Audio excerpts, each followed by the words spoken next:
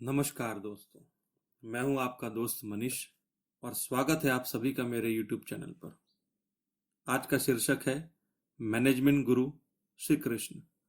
आज मैं श्री कृष्ण के जीवन से कुछ मैनेजमेंट सबकों को आपके सामने लेकर के आया हूं।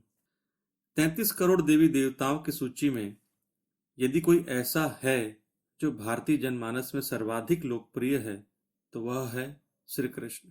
भले ही हम में से बहुत से भारतीयों के लिए यह बिल्कुल ही नया तथ्य होगा कि युगंधर श्री कृष्ण विश्व में सर्वाधिक पूजे जाने वाले देवता हैं।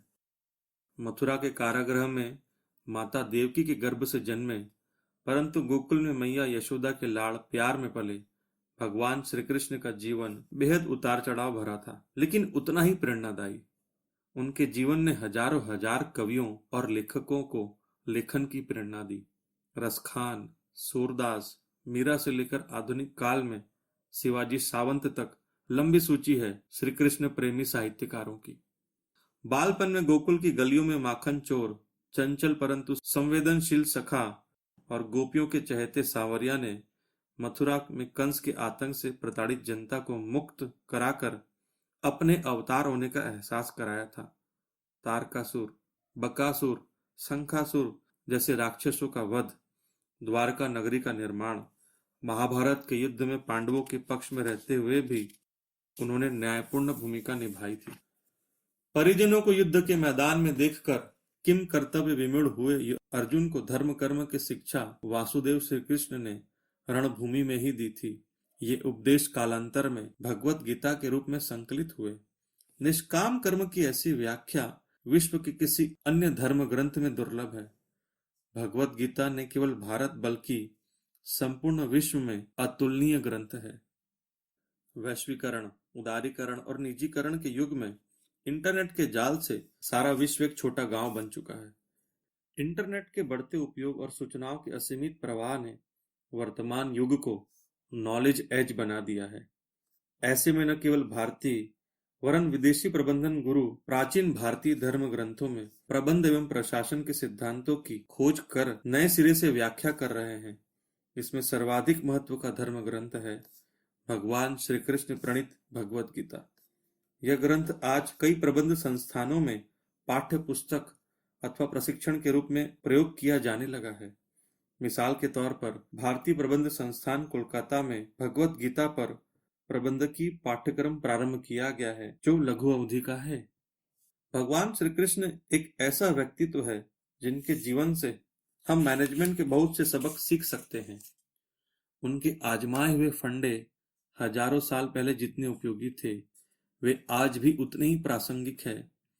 आगे की पंक्तियों में पेश है उनके व्यक्तित्व से अपनाए जा सकने वाले कुछ खास गुण। पहला, वाणी पर संयम और मधुरता। कहते हैं कि जब तक कोई व्यक्ति चुप रहता है तब तक उसके बारे में कुछ आकलन नहीं कर सकते, लेकिन जैसे ही जुबान खुली उसका आकलन होना शुरू होता है। वाणी ईश्वरीय वरदान है हम मानवों को। संप्रेषण का सबसे उपयोगी माध्यम है वाणी। आधुनिक प्रबंधन शास्त्र में कम्युनिकेशन स्किल सर्वाधिक पढ़ाया जाने वाला विषय है। हमें वासुदेव के जीवन से संप्रेषण कला सीखनी चाहिए।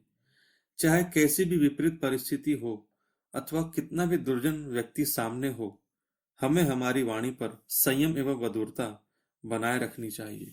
दूसरा, निर्भयता। जो डर गया समझो मर गया। भले ही यह संवाद भारतीय सिने जगत का सर्वाधिक चर्चित डायलॉग हो, परंतु यह जीवन का सच है। जीवन की आपाधापी और कठिनाइयों का डटकर सामना करने हेतु एक जरूरी गुण है निर्भयता या निडरता। श्री कृष्ण ने किशोरावस्था में ही अपनी निर्भयता का परिचय देते हुए मामा कंस के आतंक का सर्वनाश किया था। वे जीवन भर आतताइयों और अन्याय करने वालों के विरुद्ध पूरी निडरता से लड़ते रहे। तीसरा, वचन का पालन करना। आधुनिक जमाने में शॉर्टकट से सफलता अर्जित करने की महत्वाकांक्षा और मोबाइल के बढ़ते उपयोग ने हमें जाने अनजाने वादा खिलाफी करने या झूठ बोलने की ओर प्रेरित किया है।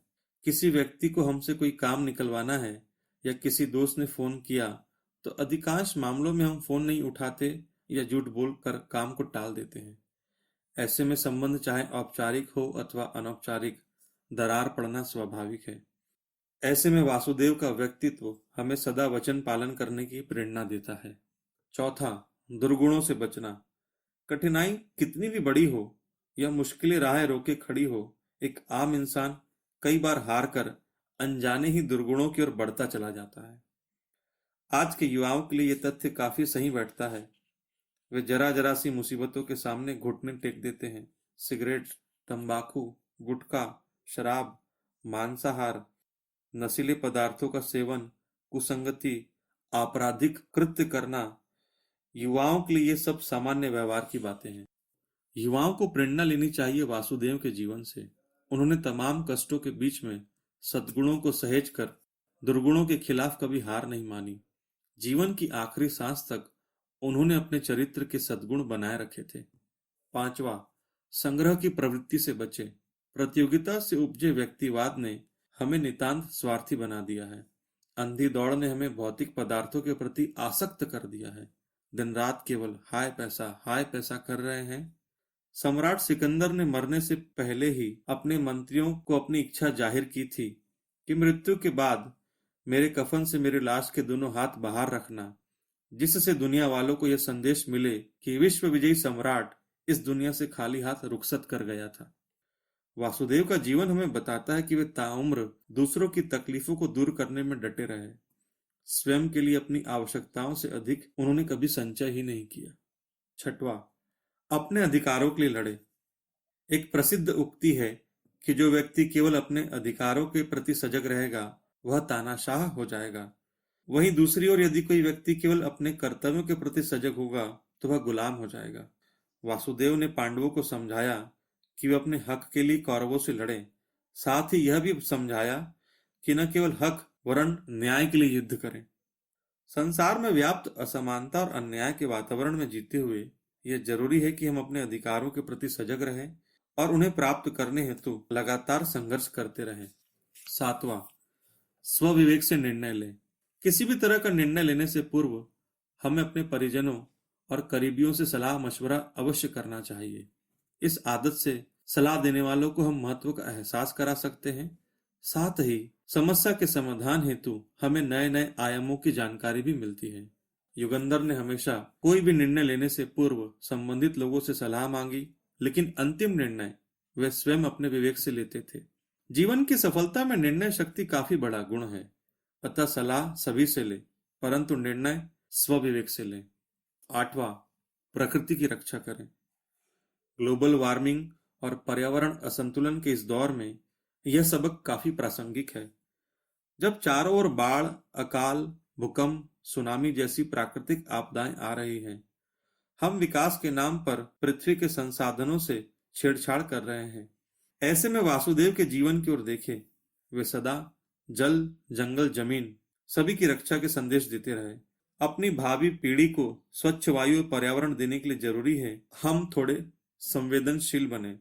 स्वयं के दायरे में रहकर भी प्रकृति की देखभाल के लिए हम बहुत कुछ कर सकते हैं, जैसे पॉलीथीन का कम से कम उपयोग, दैनिक जीवन में पानी का सदुपयोग, वर्षा जल का संरक्षण इत्यादि इत्यादि। नौवां, कर्म करते रहें। गीता का सार ही यह है कि निष्काम कर्म करें और फल की चिंता न करें। श्री कृष्ण का संपूर्ण जीवन निष्काम कर्म की शिक्षा देता है। दार्शनिक कहते हैं कि हम मानवों को इस धरती पर जन्म कर्म करने के लिए मिला है। काम करें और मस्त रहें। कर्म करते करते ही हम स्वयं की खोज कर सकते हैं और जन्म मरण के इस चक्र से मुक्ति की ओर बढ़ सकते हैं। धन्यवाद श्रोता मित्रों। यदि ये विचार आपको अच्छे लगे हों तो कृपया इसे अधिक से अधिक शेयर करें और मेरे चैनल को सब्सक्राइब करें। धन्यवाद, धन्यवाद और धन्यवाद।